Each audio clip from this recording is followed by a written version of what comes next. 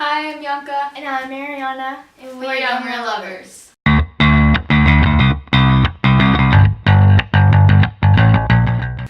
Okay, what's up, my dudes? So today we're going to talk to you about something more serious, but before we get to that, please look at these earrings, please. This is the first time I'm wearing them, and I'm wearing them for you guys. So, notice my narcissism right now? For you. Anyway, back to reality. Okay, so today we're going to talk to you guys about something more deep. It's a movie called The Breadwinner. It was on Netflix. It's actually really, really good. And it's about this girl who lives in the Middle East and has to deal with things that are incomprehensible to us because we live in the first world. And I'm glad that they made this movie because it shows us the realities of things that are happening out in other countries. You know, not only in the Middle East, even though it takes place in the Middle East and it does happen there, but also in like other countries. Yeah, I'm really happy that this movie was made to show you guys and myself, my sister, and my family the reality of things. So, Ariana, what do you want to say about the movie? So before I get into the things I like and stuff, I'm going to say what I really thought about it. I thought it was very passionate, I guess I would say, and like it was just a very intense movie after all. So I'm gonna tell you one thing that I disliked in the movie and then two other things that I liked about the movie. It's not only I disliked it like it was in the movie, but I disliked the idea of it. So in this movie, there is a lot of sexism, and then I'm not saying it's bad to put in there because it's like real life and like we need to know what it is out there because we can't be coddled up all the time. And so it's like I just don't like the idea of sexism at all. But now my two favorite things that I like is that this movie doesn't have comedy at all because it's very serious and like specific topics and like all that kind of things. And like even though comedy is my favorite genre, it's just like kind of interesting. It makes me really think. Like it's just interesting like to see this type of movies like once in a while. And then my other favorite thing is that so the main character is a girl and she's 11 years old.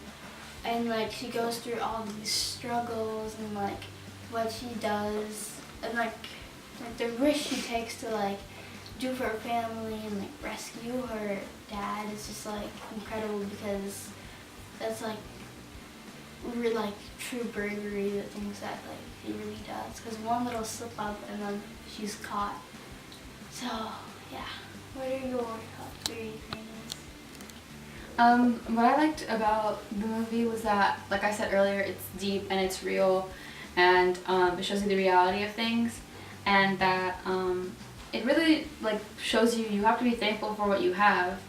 Like even if like in our first world, if you're comparing it to other people, like it doesn't seem like it's that much, but it really is because I guarantee you other people have it worse. Trust me, like a lot of other people have it worse. Like I'm so thankful for the life that I have AC in the California heat that we have right now. I'm so thankful for that, and I know people who don't have it, and I'm thankful that I have access to clean water, and thankful that I have good like what's it called, irrigation, and all these things that I like a phone. Like that's a privilege to have, you know.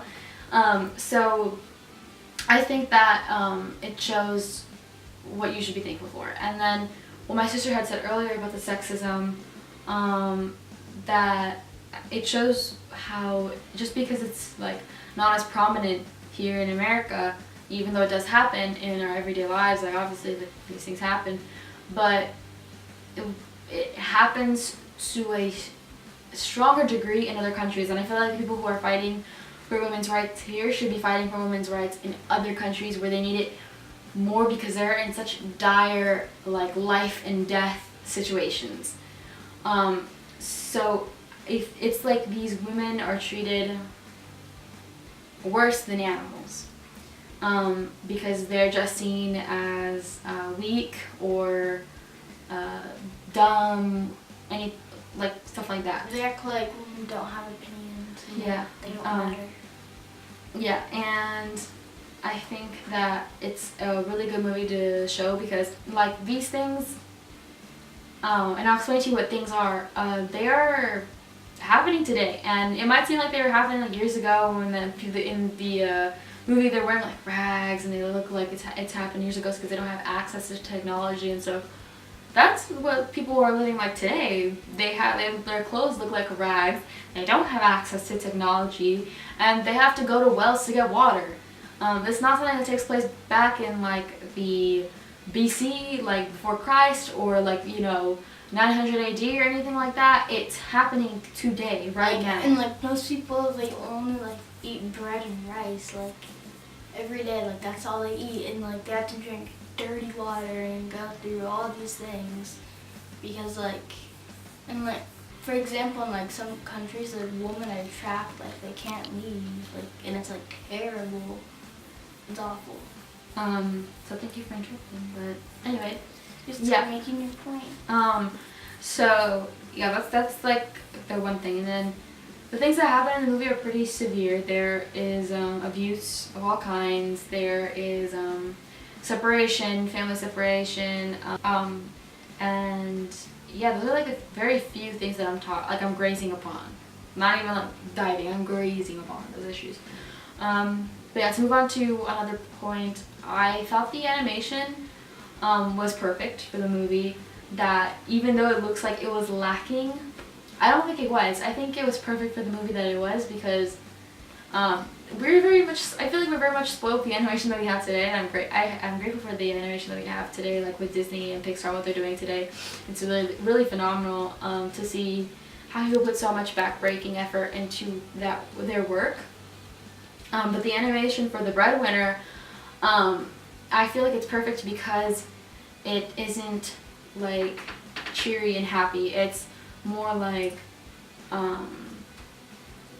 simple, I guess, in comparison. It's more like hard and gritty kind of to characterize the animation. I think it's more like that, and it's perfect for the movie because that's what people will go through. Like it's not all butterflies and cheery and happy. It's dark and it's pretty hard stuff. It's not something that should be made into a magical appearance. So yeah, that's what I thought about the animation. I think it was pretty good. I think it's perfect for the movie that it is. And finally, I know I've been ranting on a lot, finally, I liked the idea that love can overcome all, because the little girl, she does everything that she can to make sure her family stays together because, like I said earlier, they were separated. I can't imagine myself as a little girl doing that. I honestly, in that situation, I wouldn't know what to do. So yeah, I feel like that really shows that love can overcome any situation. But yeah, a more serious topic of the day. But yeah, I feel like you guys should really know what that movie is because it's eye-opening to people. But yeah, that's it. I would give it 4.5 stars. What would you give it? I would get it 5 out of 5 for like a good, like serious movie. Like if you wanted to like have like, if you want to like maybe like cry, because I don't know if like everyone's like emotional and stuff, but like there's some scenes that are like intense and like very powerful. Yeah. It's not like a movie like where it's like, oh, let's watch this as a family, it's so cute. It's like, let's watch this as a family so that we know what the world's really like and be grateful for what you have. Happy Thanksgiving, kind of thing, But yeah, I think you guys should definitely watch it. I don't know if it's still on Netflix, so I hope it is, so you can watch it. Thank God. But yeah, that's pretty much all for today. So, bye.